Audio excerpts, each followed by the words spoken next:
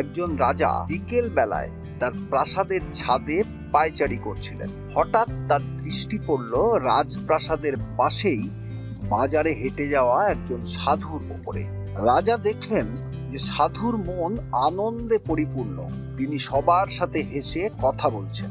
সাধুকে দেখেই মনে হচ্ছে তার উপরে ভরসা করা যায়। রাজা তার সাথে দেখা করার জন্য ব্যাকুল হয়ে উঠলেন।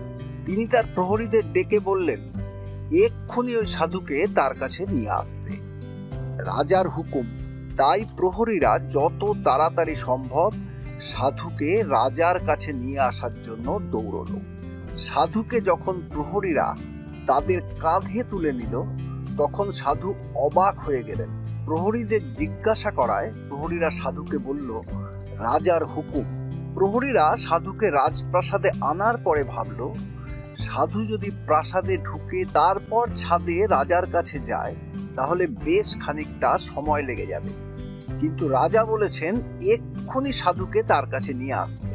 তারা বুদ্ধি খাটিয়ে সময় বাঁচানোর জন্য ছাদে থাকা প্রহরীকে বলল, ছাদ থেকে একটা দড়ি ঝুলিয়ে দিতে। ছাদ থেকে ঝোলানো দড়িতে নিচে থাকা প্রহরীরা সাধুকে ওই দড়িতে বেঁধে দিল এবং ছাদের প্রহরীরা সেই দড়িতে বাঁধা সাধুকে টেনে ছাদে তুলে নিল।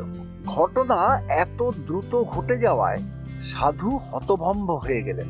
এদিকে রাজা সাধুকে দেখে নমস্কার করে যেভাবে তাকে তার প্রহরীরা দড়িতে বেঁধে ছাদে তুলেছে তার জন্য সাধুর কাছে ক্ষমা চাইলেন। সাধু রাজাকে ক্ষমা করে দিয়ে জিজ্ঞাসা করলেন, এত তাড়াহুড়ো কেন? কি হয়েছে? কোন বিষয় আপনাকে এত আকুল করে তুলেছিল যে আমাকে দড়ি দিয়ে বেঁধে ছাদে তুলে আনতে হলো?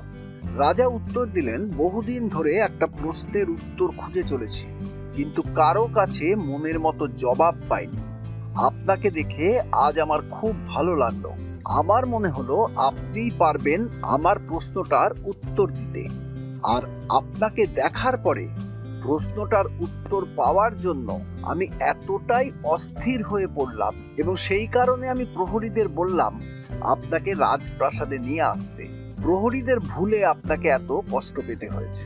সাধু হেসে বললেন, বলুন আপনার প্রশ্নটা কি? রাজা বললেন, আমি কিভাবে ভগবানের সাথে দেখা করতে পারি সেটা দয়া করে আমাকে বলবেন। সাধু উত্তর দিলেন, মহারাজ, আপনি তো নিজেই এই প্রশ্নটার উত্তর খুব ভালো করে জানেন, কিন্তু আপনি শুধু বুঝতে পারছেন না। একটু গভীরভাবে চিন্তা করুন, তাহলেই আপনি প্রশ্নটার সন্তোষজনক উত্তর পেয়ে যাবেন। রাজা সাধুকে বললেন, আমি অনেক চিন্তা করেছি, অনেক ভেবেছি, কিন্তু প্রশ্নটার উত্তর কিছুতেই পাইনি। আর আমি যদি সত্যি উত্তরটা জানতাম তাহলে আপনাকে আজ এত কষ্ট দিতাম না। আপনি সাধক মানুষ, আপনি আমাদের মতো সাধারণ লোককে সঠিক পথ দেখান। দয়া করে আমাকে সাহায্য করুন প্রশ্নটার উত্তর জানতে। সাধু রাজাকে বললেন, শুনুন, আমি যদি আপনার সাথে আজ দেখা করতে চাইতাম তাহলে আমাকে অনেকগুলো বাধা অতিক্রম করতে হতো এবং অনেক সময়ও লাগতো। যেমন প্রথমে আমাকে দারোয়ানকে জানাতে হতো, দারোয়ান অনুমতি দিলে আপনার দরবারিকে জানাতে হতো, তারপর তারা আপনার কাছে বার্তা নিয়ে যেত। এরপর আপনি যদি হাতে সময় পেতেন এবং দেখা করতে রাজি হতেন বা আমার আর্জি প্রত্যাখ্যান না করতেন তাহলেই আপনার সাথে আমার দেখা হতে পারত।